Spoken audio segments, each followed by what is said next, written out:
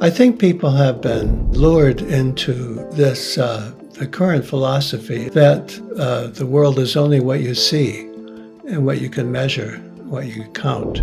So I feel that our world is suffering because it has pretty much lost its soul. And you can't see everything through a telescope or microscope. And you can't touch and feel everything that exists. The soul is not something you can grasp easily, but nevertheless, it's one of the most important things, if you can use that word, in the world, in our lives. So I do think if we could recover our soul, our depth, our capacity for relationship and empathy, only that kind of thing can really get the world out of its mess right now.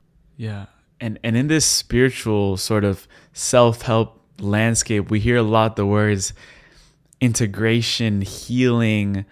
Do you see that the soul is something that we need to heal or integrate? Or how do you see it working around that when you're sort of getting to know someone's shadow and you're working through those and navigating through those stories that they've told themselves?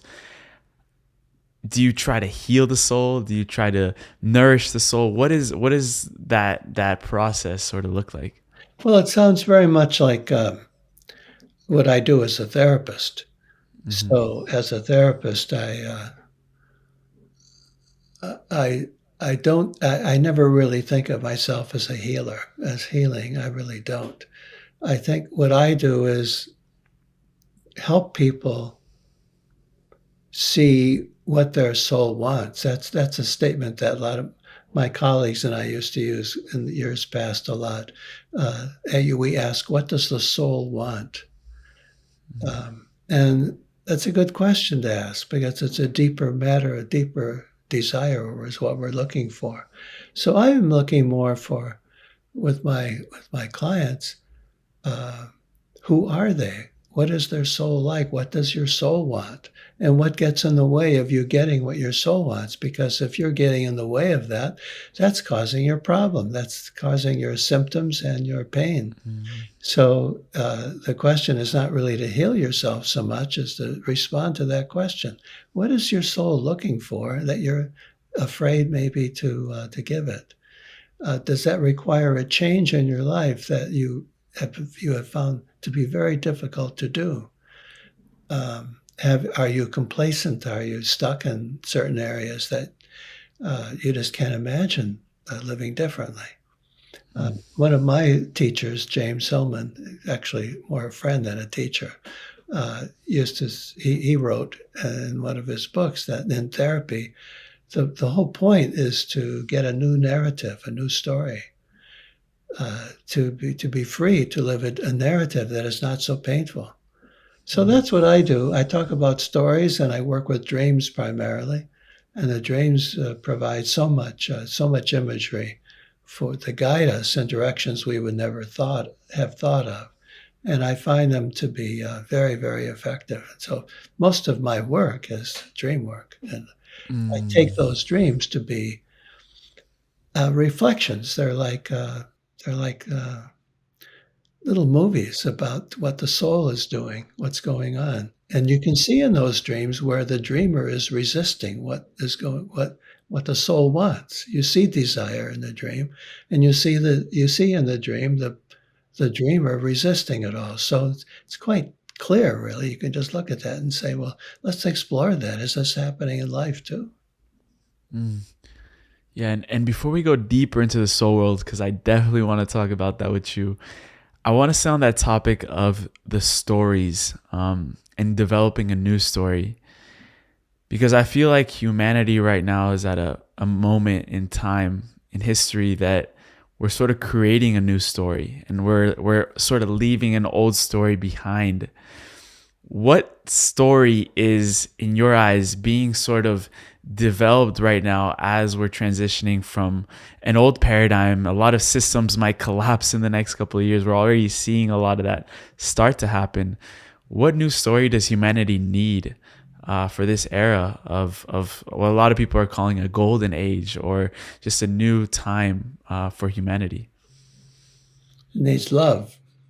That's the whole thing. That's what all the religions teach, as far as I can see, and I think they're right.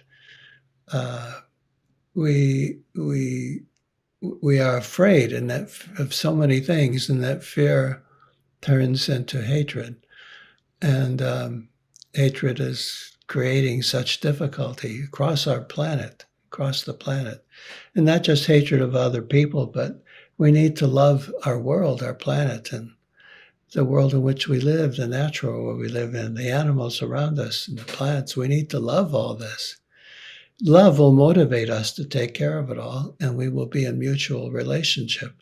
As it is now, we're exploiting the natural world, only exploiting it, and in a way exploiting people. That's what we do. We don't really love people. We don't love people who are different. Why not?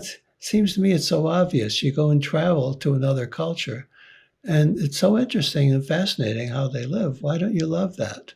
Why hate it? Why set up this this barrier between you and another people? Is it because that newness is too hard to handle? I think a lot of people have been brought up to fear otherness, however it appears. So if we have a new world taking shape now, it's got to be loving the world in which we live in all those different ways. If that happens, we're in good shape. If it doesn't happen, I think it's over. Yeah. Anima mundi, the soul of the world. How are we wounding right now the soul of the world, and how can we start to sort of nourish the soul of our planet, of the world right now? You were talking about unconsciousness before. There's a kind of raw unconsciousness, which means there are many, many things in this life that we have to be taught. It's so important to teach others.